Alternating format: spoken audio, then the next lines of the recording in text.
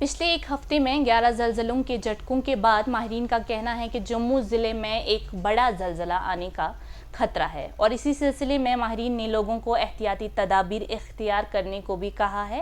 National centre for seismology (NCS) ने बताया कि जुमेरात और जुमे के दरमियानी शब जम्मू कश्मीर के कटरा में 3.4 शिद्दत का ज़लज़ला आया। ज़लज़ला आज सुबह 3:30 बजे के करीब आया। ज़लज़ले की गहराई ज़मीन से 5 किलोमीटर नीचे थी।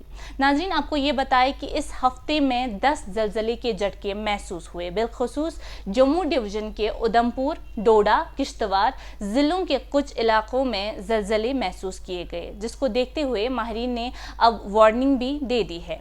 एक्सपर्ट्स का कहना है ये रीजन एक लंबे अरसे से और नियर पास्ट में टेक्निकल तौर पर एक्टिव रहा है।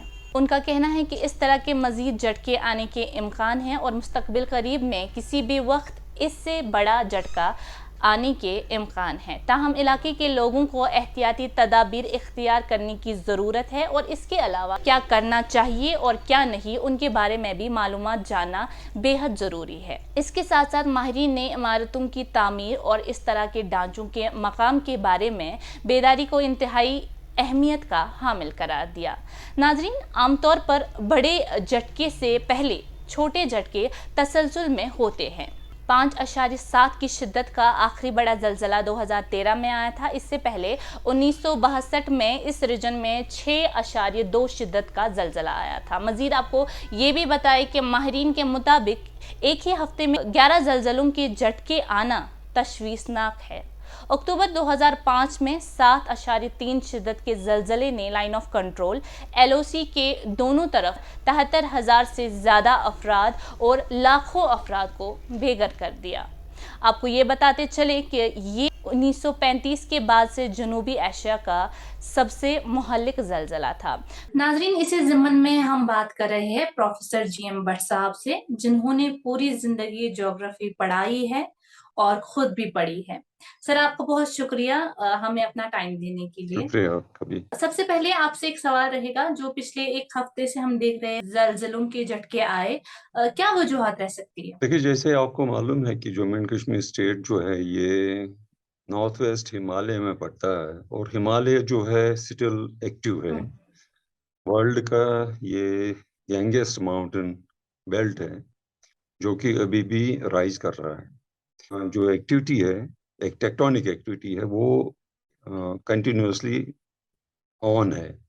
पर्टिकुलरली ये जो रीजन है जिसमें ये आपने पिछले दिनों से 4 दिनों में 11 झटके यहाँ महसूस हुए, किश्तवाड़ से लेके भद्रवाह, उधमपुर, और कहने में आया है कि कोटवा, ये जो कटरा भी अगर उसमें इन्वॉल्व है, जो कि NCS का जो रिकॉर्ड है उसमें कोटवा वो लिख रहे हैं। लेकिन मैं रिकॉर्ड में देख रहा था जो उनका लोकेशन है वो एग्जैक्टली कोटवा, ये कटरा नहीं है। एक्चुअली वो कटरा को एक पॉइंट बता के उसको रेफरेंस दे रहे हैं, जबकि रेफरेंस को डिफरेंट होना चाहिए था। सो जो मैंने उनके रिकॉर्ड में देखा कि ये कटरा में एपिसेंटर नहीं है, ये कटरा से बाहर किश्तवाड़, डोडा और उधमपुर बेल्ट में है। हुँ, ये बेल्ट जो है ये टेक्टोनिकली एक्टिव है और ये नई कोई बात नहीं है कि ऐसे टेक्टोनिकली एक्टिव एरिया में अर्थक्वेक्स आए हैं, आते रहेंगे, और पास्ट में भी बहुत लार्ज स्केल के अर्थक्वेक इस बेल्ट में आए हैं।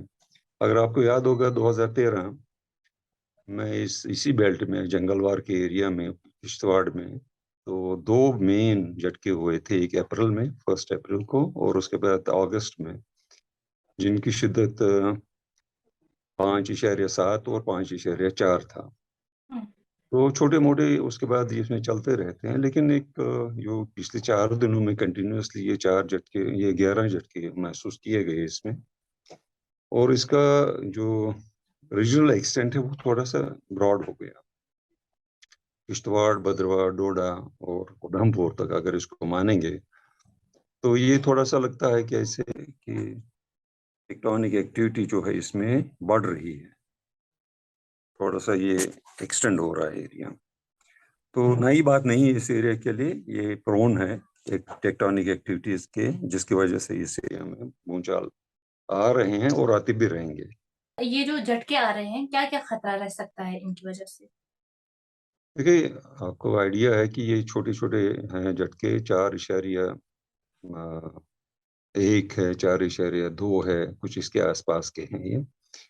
अगर यही 5 तक चला जाएगा, 5 से ज़्यादा चलाएगा, जहाँ पे एपिसेंटर होगा, ये वल्नरेबल एरिया है, फ्रेजाइल है टोपोग्राफी इस पूरे एरिया की, और मकानों की भी वो बनावट जो है या स्ट्रक्चर जो है वो इंजीनियर्ड स्ट्रक्चर्स नहीं है, तो इसमें नुकसान हो सकता है अगर 5 से ऊपर ये चला गया। अगर आपको याद होगा कि 2013 वाला जो अर्थक्वेक आया जंगल बार में, तो उसमें गवर्नमेंट एस्टिमेट जो था 46,000 स्ट्रक्चर्स को नुकसान पहुंचा था। हुँ। फॉर्चुनेटली कोई जानी नुकसान नहीं हुआ, लेकिन अगर यही भूचाल थोड़ा सा 5 के ऊपर आ गया कभी इस रीजन में और नाइट के टाइम हो तो उसमें नुकसानात हो सकते हैं। अभी असरात हैं, अभी जो आ रहे हैं झटके, आज भी 3:30 बजे के करीब आया था। क्या आपको लगता है कि बड़ा झटका आने का कोई खतरा है? देखिए, इस एरिया के लिए जो वर्ल्ड रिनाउंड रिसर्चर है रॉजर बेलहम, उसने बहुत रिसर्च की हुई है इसमें, और जम्मू यूनिवर्सिटी के हमारे पास जो सेस्मोलॉजिकल सेंटर है, पिछले 10-12 सालों से हम डाटा जनरेट कर रहे हैं, दोनों की इंडिकेशंस हैं ये एरिया वल्नरेबल है। इस एरिया में मेजर अर्थक्वेक आने के चांसेस हैं, बट नोबडी कैन से कब, टाइम कब होगा, लेकिन है, आसार ऐसे हैं जो हम रिकॉर्ड कर रहे हैं, जिसकी जो फ्रीक्वेंसी है, जिसका जो पैटर्न है, या पास्ट में जो इस रीजन में अर्थक्वेक्स रिकॉर्ड किए गए हैं, उन दोनों को देखते हुए तो इसमें मेजर अर्थक्वेक आने के चांसेस हैं, लेकिन ये नहीं बता सकते हम कब आएगा कब नहीं आएगा। इस वक्त की जो एक्टिविटी है ये थोड़ी सी एबनॉर्मल है, 2013 तक की है ये। 2013 में भी ऐसे हुआ था, छोटे छोटे झटके आने शुरू हो गए थे, और ये कोई 1-2 महीने चलता रहा, तो ऑल ऑफ अ सडन फिर 5.7 मैग्नीट्यूड अर्थक्वेक आएगा। सो एटलीस्ट इतना तो हम एक्सपेक्ट कर सकते हैं, इसमें कब होगा वी डोंट नो, लेकिन प्रिकॉशनरी मेजर्स लेने चाहिए। कॉमन मासेस को अवेयर करना चाहिए कि अगर कोई आएगा उस वक्त क्या करना चाहिए, उससे पहले क्या करना चाहिए। इस स्टेज पे हम अवेयरनेस प्रोग्राम कर सकते हैं, लोगों को अवेयर कर सकते हैं, और ये चांसेस हैं आने के, आ सकता है। सर क्या-क्या मेन चीज़ रहेंगी जैसे आपने प्रिकॉशनरी मेजर्स की बात की? देखिए, इस वक्त ये है कि जो ट्रेंड है इसका, 11 झटके आ गए 4 दिनों में, इसमें नाइट में भी कुछ हैं, 2-4 तो नाइट के टाइम भी आए हैं। दिन में अगर आएगा तो चलिए मैनेज कर सकता है, इधर उधर निकलेगा, लोग बाहर होंगे। सबसे इम्पोर्टेंट है इसमें कि नाइट के टाइम गॉड फॉरबिड अगर ये अर्थ को एक आया, तो उस वक्त नींद में होंगे सारे, तो उसमें एहतियात लेने की जरूरत है। जैसे आपको बेड कहाँ पे लगाना चाहिए कमरे में, it should not be with the window, या कोई शीशे की अलमारी है आपके कमरे में, उसके साथ बेड नहीं लगाना चाहिए, क्योंकि ये अर्थ को एक नहीं मारेगा, वो शीशे टूटेंगे, उससे कैजुअलिटीज हो सकती हैं। सबसे पहले यही है कि आपको नाइट के टाइम में अपना जो बेड लगाना है तो सेफ जगह पे, वो होता है पार्टीशन वॉल, 2 कमरों के बीच वाला जो वॉल होता है, उसके साथ लगाना चाहिए। तो दूसरा ये है कि फ्यूचर में क्या करना चाहिए। फ्यूचर में यही है कि कंस्ट्रक्शन जो हमारी है वो इंजीनियर्ड स्ट्रक्चर होना चाहिए, या जो हमारा ईस्टर्न कल्चर में दजी दीवारी वाला मकान होते थे, या टिम्बरलेस का क्या यूज होता था बीच में, या कंस्ट्रक्शन करने मॉडर्न अप्लायंस पे, और जहाँ कंस्ट्रक्शन करनी है वो वल्नरेबल नहीं होनी चाहिए, पर्टिकुलरली जो हिली एरियाज हैं स्लोप पे, उसको जांच करानी चाहिए माहिरीन से। तो उन स्ट्रक्चर्स को करेक्ट करना चाहिए हमें, और नए स्ट्रक्चर्स अगर बनाने हैं तो इंजीनियर्ड स्ट्रक्चर्स या ईस्टर्न कल्चर की स्ट्रक्चर्स बनाने चाहिए, ताकि अगर कभी भी अर्थक्वेक आया है तो ये 5-6 झटका वो मैं ये बर्दाश्त करें, गिरे ना वो मकान, प्रॉब्लम में यूज ना करें हम।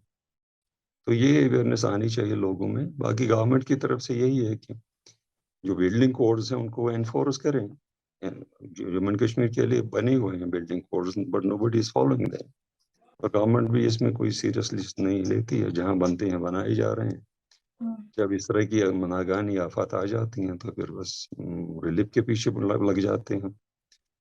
तो वो हमारी प्रायोरिटी नहीं होनी चाहिए। हमें रिलीफ बांटना है, हमें सेव करना है ह्यूमन पॉपुलेशन को, और वो तभी होगा जब हमारी बिल्डिंग स्ट्रक्चर उसको हम करेक्ट करें। कुछ वक्त पहले ऐसे ही झटके आया करते थे, 40-40 झटके, जिसकी वजह से लोग सोया भी नहीं करते थे। अब इतने अरसे के बाद आज वापस से वैसा ही माहौल बन रहा है। कुछ मेन रीजन हो सकता है इस चीज का? देखिए, मैं थोड़ा सा अवेयर करना चाहता हूँ लोगों को, क्योंकि यहाँ पे मीडिया का बहुत जबरदस्त रोल है। मीडिया को इसको हाइप नहीं करना चाहिए। जी। अफगानिस्तान में या वहाँ पे चमन फाल्ट है, अफगानिस्तान और रशिया के बॉर्डर पे, वहाँ अर्थक्वेक आ जाता, हम उसको फील करते हैं यहाँ पे, और यहाँ एकदम पैनिक हो जाता है। अगर एपिसेंटर जम्मू एंड कश्मीर से बाहर है, अफगानिस्तान रशिया के बॉर्डर पे है, तो उससे हमें कोई फर्क नहीं पड़ेगा यहाँ पे। या सेंट्रल हिमालय में, नेपाल में, आसाम में एपिसेंटर होगा, उससे यहाँ डैमेज नहीं होगा। डैमेज होगा जो अर्थक्वेक का एपिसेंटर जम्मू एंड कश्मीर में होगा, या हिमाचल में होगा, या पाकिस्तान के नॉर्थ वेस्ट फ्रंटियर प्रोविंस में होगा, जैसे 2005 वाला अर्थक्वेक था, या पाकिस्तान के कश्मीर वाले पार्ट में आएगा। वो हमारा कंसर्न होना चाहिए। अब इस वक्त हम बात कर रहे हैं जम्मू एंड कश्मीर में, ये तो डोडा डिस्ट्रिक्ट में या उधमपुर डिस्ट्रिक्ट में एपिसेंटर्स हैं, और कंटिन्यूसली 4 दिनों में 11 झटके हैं। So this should be a point of concern for us. जो बाकी जो अभी तक पहले अर्थक्वेक्स आ रहे थे, उससे हमें कोई फर्क नहीं पड़ेगा, तो वो बहुत दूर हैं और उनका एपिसेंटर यहाँ नहीं है, लेकिन हम वो झटके महसूस करते हैं। लेकिन ये जो है हमारे स्टेट में, पीर पंजाल में हो या ज़ांस्का रीजन में एपिसेंटर अगर हो, तो वो हमारा कंसर्न होना चाहिए। हिमाचल में हो, जैसे कांगड़ा 1905 का अर्थक्वेक, उस वक्त उस अर्थक्वेक से 20,000 लोग मरे थे, जबकि पॉपुलेशन इतनी थी नहीं। या 1885 का हमारा बारामूला का अर्थक्वेक था, बहुत डिस्ट्रक्शन हुई थी। रिसेंटली जो कंपैरेटिवली रिसेंटली 1963 बड़गाम अर्थक्वेक, 100 लोग मरे थे उसमें। 1967 का अनंतनाग का अर्थक्वेक था। ये हमारे कंसर्न होने चाहिए। तो इसके लिए हमें तैयारी करनी चाहिए। अर्थक्वेक हम रोक नहीं सकते, नेचुरल फेनोमेना है, ये रीजन प्रोन है अर्थक्वेक को। बड़े अर्थक्वेक्स आने के चांसेस हैं यहाँ पे, भी छोटे छोटे आ रहे हैं, लेकिन इसमें भी 5 अगर हो गया, उस एरिया में डैमेज होगा जहाँ एपिसेंटर होगा। सो यही है इसमें कि लोगों को अवेयरनेस करनी चाहिए कि प्रेजेंटली जब अर्थक्वेक आएगा उस वक्त क्या करना चाहिए। अगर रात के टाइम आया, आपका प्रिकॉशनरी मेजर, आपको कहाँ पे अपना बेड लगाना चाहिए, तो ये अवेयरनेस होनी चाहिए। मीडिया को इस तरह उसको प्रेजेंट करना चाहिए कि पॉपुलेशन को बाय फायदा हो, न कि उनको डराना है। ऐसा नहीं होना चाहिए। बाकी अल्लाह के हाथ में, साइंस तो साइंस है, डेटाबेस बात हम करते हैं या मैं करता हूँ, इंडिकेटर्स हैं कि अर्थक्वेक्स आएंगे, यहाँ आ ही रहे हैं, और मेजर अर्थक्वेक भी आने के चांसेस हैं इस रीजन में। तो उसके लिए हमें तैयारी करनी चाहिए, डरना नहीं, घबराना। प्रोफेसर साहब, आपका बहुत शुक्रिया हमारे साथ जुड़ने के लिए। Thank you so much. Thank you very much. फिलहाल अभी के लिए इतना ही। मजीद मालूमात के लिए आप बने रहे कश्मीर लाइफ के साथ।